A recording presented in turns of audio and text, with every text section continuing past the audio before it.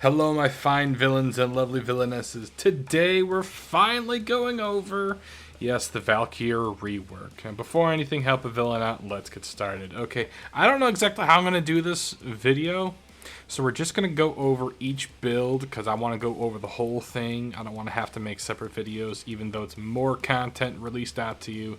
It's a little bit long. This is a little more long formatted just because I want one single video and I'll just do, I don't know, shorts for the short ones. It doesn't matter. Point is, let's get on into these nitty-gritty details. This is Val-kitty, and they changed her passive. It's no longer poopy-doopy. It is now Holy Mary, Mother of God. You will get more melee damage the more you hit, rip, and tear. And on top of that, if you do go down, it consumes 150% of that meter to prevent your death and 5 seconds of invulnerability to get your ass out of there. So they literally gave her health gating. Alright, let me show you the shards, 2 health shards, just because I wanted to get her a little bit more health in there because she gonna need it. But I got multiple builds, so we're gonna go over the very first one, even though, yeah, we already skipped a little here. But the first one I'm calling Endless War is War Eternal is gonna be on there. We're gonna take out her first ability. I'm gonna tell you right now, all 4 of her abilities, if you wanted to keep on, go for it. It doesn't matter. You play how you want to, boo-boo, but this one will make you just constantly have energy. Now, I'm definitely going to keep on Arcane Grace and Arcane Blessing. If you wanted to take Grace out for something else, that's entirely up to you. Right now, you will have at least over 3,200 health. So you're going to want to use Lycath's Hunt. Why do you want to use this one? Because when you use melee kills, you get health orbs. Health orbs get you equilibrium, which gets you energy, which gets you constant energy, which gets you happiness because you're going to be ripping and tearing everyone anew. Prolonged paralysis literally just brings everyone towards you. I would just say this is actually really good. The stun duration doesn't really matter. Just pulling enemies towards you and hitting them with that damage vulnerability is already a good thing. Now, if you wanted to take this out and put in for her first ability, that's all right. You play however you want, but I would highly suggest getting Lycath's Hunt. That's why I kind of went with what I did.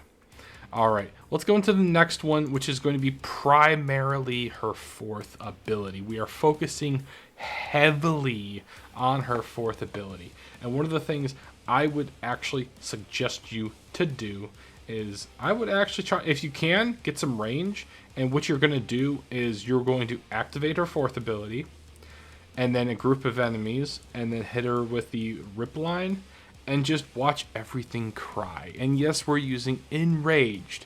Now, watch how long you use this, because if you go over that duration, you're going to have to wait that duration. So this is more of a spot when necessary, and then just kind of sprinkle as you do with paralysis. Streamline is a really good, or Swing Line is really good for a just a no-cost group. So that's why I kind of kept both of them. You want paralysis and then you want rip line, but because Swing Line, I'm sorry, that no cost just grab everything. You can't beat it. I did put Arcane Fury on and Arcane Blessing for the obvious reasons, because why not? Okay, and then the very last one I like to call First Berserker. Now this one, I'm going to tell you right now, I took the whole thing from her and I kind of flipped the script.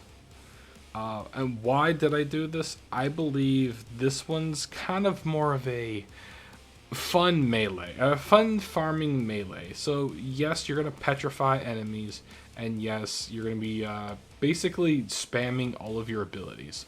So whenever you get hit, you get energy. This is actually not a half bad build. So you'll be able to stun enemies, you'll be able to stun enemies, rip and tear, and group.